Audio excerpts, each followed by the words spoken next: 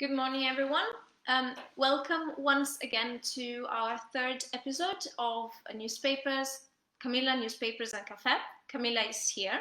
Newspapers are here with me, and I hope the coffee is right next to you. I'm going to keep you company today, commenting on newspapers articles as always, and you can feel free absolutely to comment in the comment sections. You can find in the comments soon, we're going to post the links of the articles, so you can follow me if you want to read along. Once again, this new event is an experiment that with the English Corner, we're doing during this time of pandemic and social distancing that has been forced upon us. And I hope you appreciate the language training that you can get out of this newspaper commenting session, and I hope that you might like the topics that I choose for you. So today I'm commenting a couple of articles that are related to a topic that has been gaining increasing visibility and relevance. As you may know, today it's the 25th of November, and it's the International Day for the Elimination of Violence Against Women. So, as you might know, along the year there are different international days of something. Why is that? So I'm going to read a little extract from the United Nations, a statement. They say that international days are occasions to educate the general public on issues of concern, to mobilize political will and resources to address global problems, and to celebrate and reinforce achievements of humanity. So today we address the issue of violence against women, a fight that has been going on for many years now. The first International Women Conference was held in 1975. So both in the social and institutional realm, this is a fight that has been going on for a while. And I really wanted to talk about this topic today to give our little contribution to this fight. So we are going to face to address this topic today also because along the year numerous initiatives have come up and have been addressing the topic of domestic violence because the figures of domestic violence have actually increased during the lockdown period. So it's a good moment to remind everyone that this issue is not as far away from us as we think. Before I dive into the articles, I want to remind you, please interact with me in the comments. I can already see some people saying hi. It's very nice if you want to share with you any ideas related to the language or related to the topic. Really anything, please interact. So before we start looking at the articles, I want to read with you a very small statement by the UN Secretary General, and you can find this statement and short extract on the website of the United Nations. So here we go with the statement. The UN Secretary General, Mr. Antonio Guterres, has stated that achieving gender equality and empowering women and girls is the unfinished business of our time and the greatest human rights challenge in our world. So we can see that here the United Nations website reports exactly the words of the UN Secretary General, and the sentence that we want to focus on is, it's the unfinished business of our time. It means it's something that we still have to deal with. It's an issue that we know exists, but we still have to work on it. So I'm going to read another short extract from this page of the UN's website, where you can find useful words that we can use connecting ideas or describing events and showing statistics. So these words that I will point out to you are usually found in institutional reports. in journalistic language, of course, and also in the academic language. So it's kind of a bit more formal language that we are going to look at. So, the unfinished business of our time. Women and girls represent half of the world's population and, therefore, also half of its potential. Gender equality, besides being a fundamental human right, is essential to achieve peaceful societies with full human potential and sustainable development. Moreover, it has been shown that empowering women spurs, increases, boosts productivity and economic growth. So I wanted to call your attention on the use of the words therefore, besides, moreover, and the use of passive verbs like it has been shown. We can find this a lot in articles, in reports, and in academic language, and they're very useful to connect ideas. All right, I want now to dive into this, one of the two articles that I've chosen for you. They're both very short. I've chosen just a couple of extracts, so I won't be boring, I promise. So the first one is an interview. So we're going to look at another type of newspaper article that we can find. We've looked at breaking news. With the presidential elections, we've looked at film review last week, and today we are going to have a look at interviews.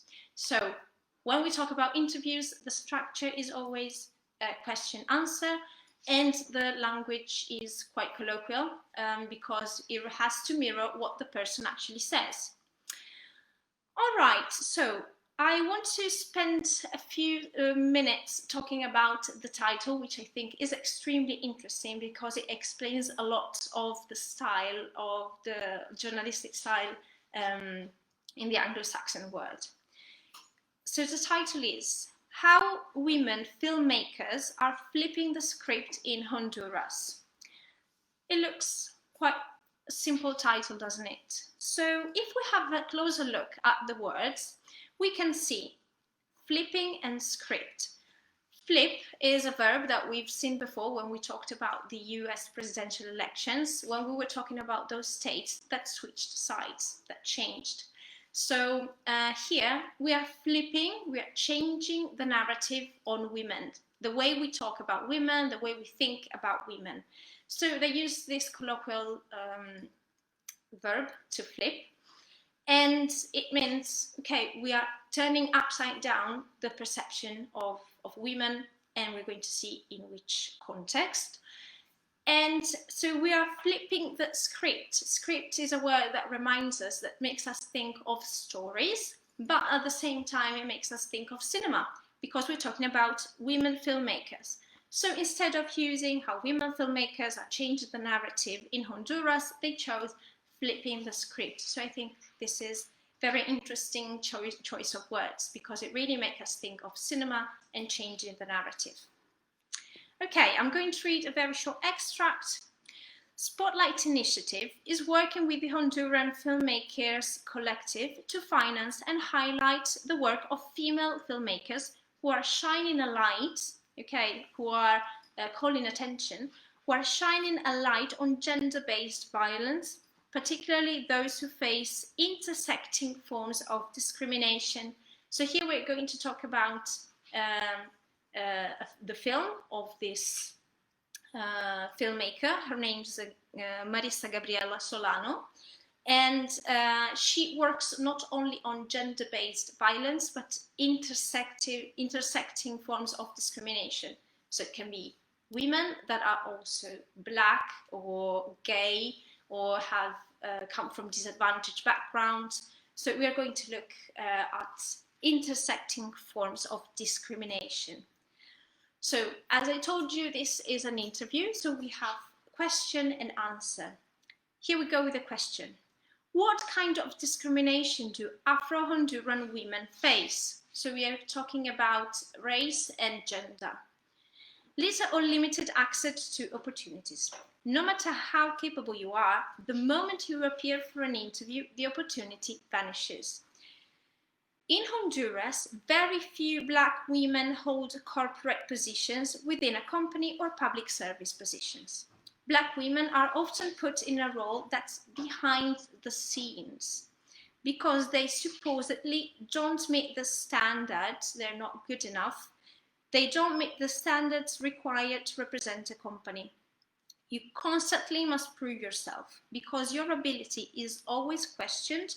Sometimes you won't be taken seriously in a workspace, maybe because of some physical aspect, because of the shape of your hair, for example, because they say it's not formal. There are always comments about Black women's bodies. So here we see that we talk about two topics, two issues, gender and race. And we can see how, compared to breaking news, the language is colloquial. It mirrors what a person actually says, and is quite strong and vivid, but not because it wants to be exaggerated and sensationalistic so they catch your attention. It's because the person that speaks really believes in these values. So it's a matter of value and really having a strong feeling towards a topic. So we don't have words of exaggeration, as I was saying, but elements of emphasis. And I'll tell you a couple of them that I read. So we have no matter how capable you are. Behind the scenes is a very interesting expression too. And then there are adverbs like you constantly must prove yourself. There are always comments, okay? And this use of the language underlines the need, the urgency from the filmmaker expresses when she's talking about the topic of her film. Just one more question that the interviewer asks the interviewee. What do you hope the public will learn from your film? I want the audience to learn that there are stereotypes that should no longer be promoted, that we are diverse people. I want them to learn that our ability is not determined by the skin color or the shape of our hair. We can perform professionally in any space, and we should be given the opportunity to realize our potential. Don't be guided by misconceptions. Above all, we must respect each other because we all deserve respect. So the relevance of the means of communication that cinema can be is expressed very strongly by this filmmaker. She really believes she can make a change with her films, okay, with her art. And we can see that because I found it quite interesting. The interviewer asks, what do you hope the public will learn? And she answers with, I want the audience to learn. I want them to learn our ability is not based on skin color. So it's very strong and it's very personal what she's saying. That's why we know that it's a realistic language for interview because it's very personal. I want to call your attention on just one more aspect before we move on, and it's we can, we should, we must. The use of these modal verbs is a reflection of the feelings and of the urgency that the filmmaker wants to express. So we can perform professionally, we should be given the opportunity, we must respect each other. So they're very strong. Okay, so I'll have a very quick look at the comments and see. Okay, you can find over here the article. I put the link in the comments. I want just to read very quickly another extract from another article that is still on the topic of gender-based violence and does not feature women this time. So it's interesting that when we talk about gender-based violence, we always talk about what we can do for women, what women can do, but it's actually a two-way street. So this article is based in Mozambique. So the setting is Mozambique, and it's about change that men are carrying out in their communities. So how men are redefining masculinity in Mozambique. Guidon Gulamo, 25, was content with his career as a model and dancer in Nampula province, northern Mozambique. He had a good reputation and he was popular, especially with women. but his perception of himself changed when he participated in a training session for men about preventing sexual and gender-based violence. And he realized his own behavior could be harming girls. So here we talk about what men can do to make equality possible. I'm going to read just a couple of sentences, really. It's going to be very, very short, but I think it's quite interesting what they say. So here we have a statement from taken from one of the things that the protagonist of the articles has said. So he said, this is his quote, "As men, we must change our minds and our actions." Once again, the use of this strong modal, "we must," defines this idea that is very rooted of need for change. Since the training session, Mr. Gulamo has been educating his own community and peers. It's an important message in Mozambique, where 48% of girls are married before the age of 18. So here we find a percentage, a statistic that is very interesting and always used, often used to give an idea of how widespread the problem is when we read newspaper articles. I'm going to read just the last piece, and then you're free to go. Magnifying positive masculinity. Mr. Gulamo is not the only man in his community advocating for change. He's not the only one speaking in favor of change. He's one of the 25 men who were trained by a Spotlight supported organization to become activists for women's rights. Participants have formed a male youth group and now work with their communities to raise awareness of sexual violence and inform locals about the law. So they are working to increase general interest in the topic. And this article is really interesting because it helps us reinforce the idea that there is no social issue that can be changed just by some people. So everybody has to do their bit. And gender-based violence and the fight for equality are not a one-way street. So men have to be on board actively too. So this is all I had to say, and I hope that these articles were interesting. I just wanted to highlight, okay, the links are now in the comments section. This blog that I took the articles from is an organization supported by the UN, and it's called Spotlight Initiative. There's lots of interesting articles there, so I hope you will have the time and the interest to check it out. Yes, I can see that both articles are already there, and if no one has any comment to share, it's not a problem. We can finish our session here. The video will stay on, so you can comment later on if you want to, or you can watch it again. And I hope you have a nice rest of the day. Don't forget to join us next week. So see you next Wednesday at 9:15. Bye bye. Have a nice rest of the day.